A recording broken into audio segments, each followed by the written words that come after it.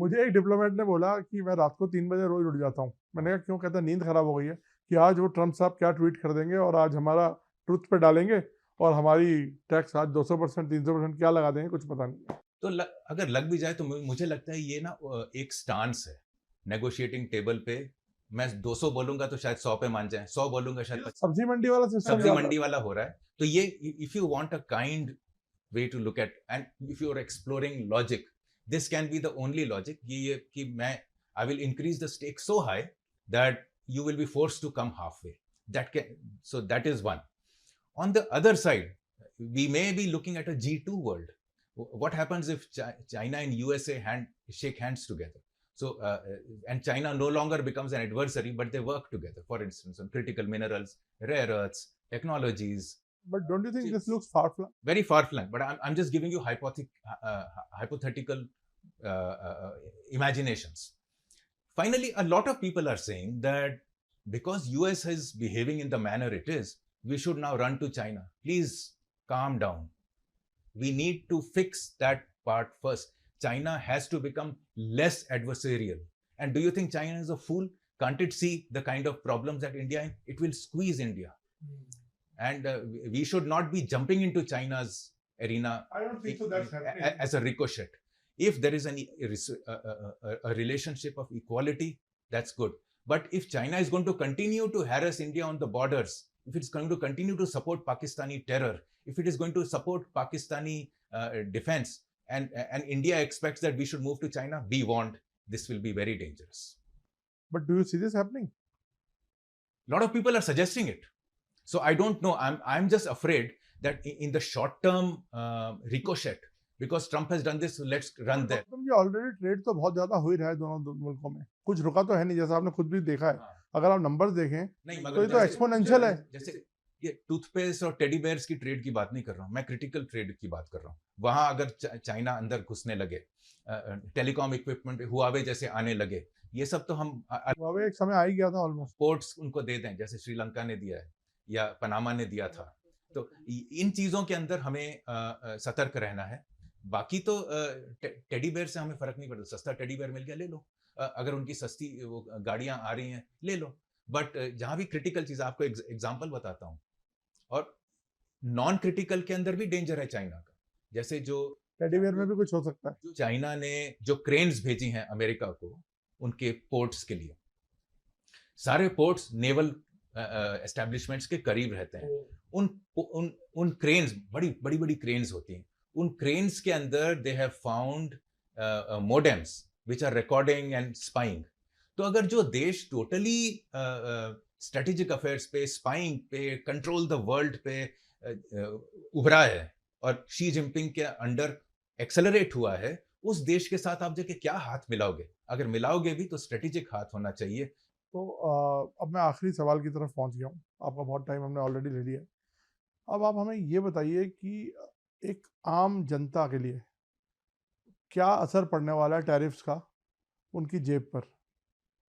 क्योंकि हमने तो बड़ी बड़ी बातें की, चाइना, अमेरिका, ये वो, लेकिन आम आदमी देखता है कि ट्रम्प ने टैरिफ लगा दिया, इस पर बात चल रही है। हमारी जेब पे उसका क्या असर पड़ेगा और कब तक पड़ेगा?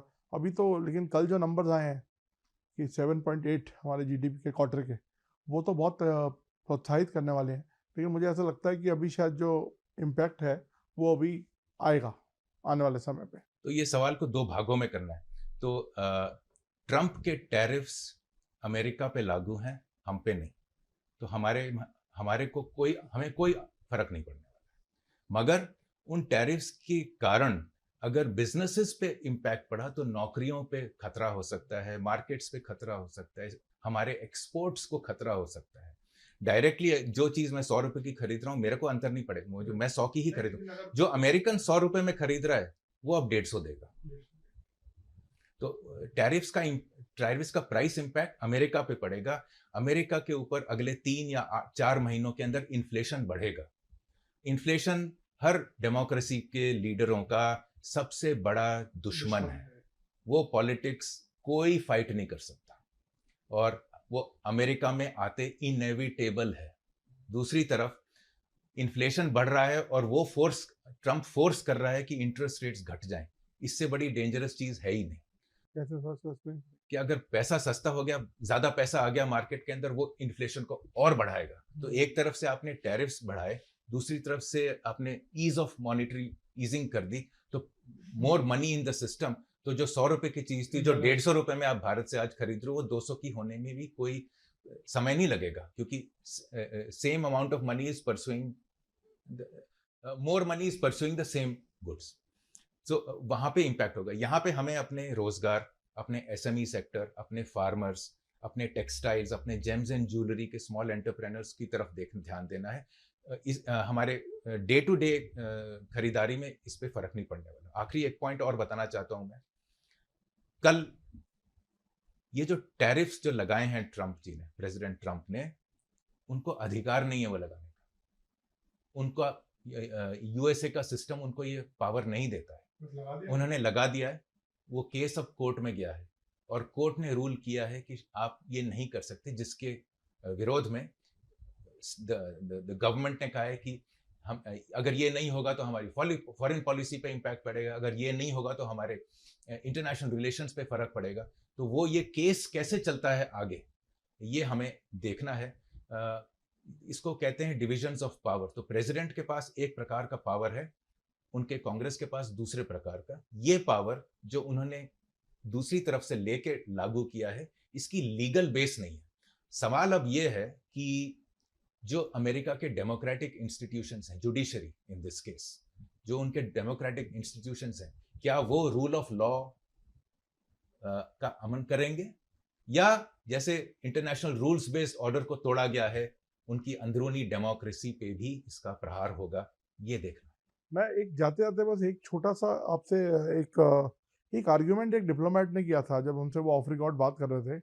उन्होंने कहा था कि अमेरिका कुछ भी कर ले, जैसा आपने बोला ना, वो फैक्ट्रीज लगा ले, वो अपने लोगों को एम्प्लॉयमेंट दे, लेकिन फिर भी हिंदुस्तान से सस्ता प्रोडक्ट नहीं बना सकता, चाइना से सस्ता प्रोडक्ट नहीं बना सकता। तो वो भी एक फैक्टर है क्या कि अमेरिका में वो सस्ती फैक्ट्रीज नहीं चला सकते? नहीं चला सकते। एक तो या वहां पे भी एक रिफॉर्म होगा? पर प्रयास तो किया है। वो भी डीरेगुलेशन की बात कर रहे हैं। भारत ने भी 2 कमिटीज बिठाई हैं, कल ही पर बिठाई हैं 2 कमिटीज डीरेगुलेशन पे। यूरोप डीरेगुलेशन की बात, तो deregulation, ease of doing business वहां भी हो रहा है, लेकिन वहां स्ट्रक्चरल इश्यूज हैं उनके पास। अब वो बहुत ऊंचे चले गए हैं। तो ये नीचे जो जो प्रोडक्ट्स जो बनते हैं, छोटे मोटे टूथब्रश, टूथपेस्ट, इसको बनाने वाले लोग नहीं। आपको एक और दुख भरा एक वो बताता हूँ, उन्होंने एग्जाम्पल देता हूँ। जो स्टाफ है उनका, मैक्सिकन स्टाफ, उनको तो निकाल दिया है। उसके कारण जो ओल्ड होम्स में जो बूढ़े अमेरिकन बूढ़े जो हैं, उनको केयर करने के लिए कोई बचा नहीं, क्योंकि ये काम अमेरिकन करना नहीं चाहते। जो करते थे उनको वो रहने देना नहीं चाहते। तो इनका अब क्या होने जा रहा है, ये पॉलिटिकली कैसे आगे बढ़ेगा या घटेगा, या इसको कैसे दबाया जाएगा, या इसकी सुनवाई होगी, ये देखना। रोबोट्स अभी तक तो आए हैं नहीं।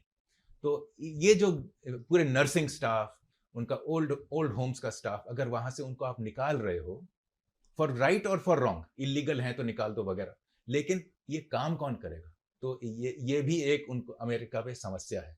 तो 3 समस्याएं हैं। पहली इन्फ्लेशन की, वो निश्चित है। दूसरी रीस्ट्रक्चरिंग की, क्या वो बनवा सकते, America first, made in America कर पाएंगे? मेरा विचार है नहीं। और तीसरी, जो काम कर रहे हैं उनको आप निकाल रहे हो, तो काम करने वाले कहाँ हैं? आपका देश कैसे आगे चलेगा? Thank you so much sir, thank you for talking to us.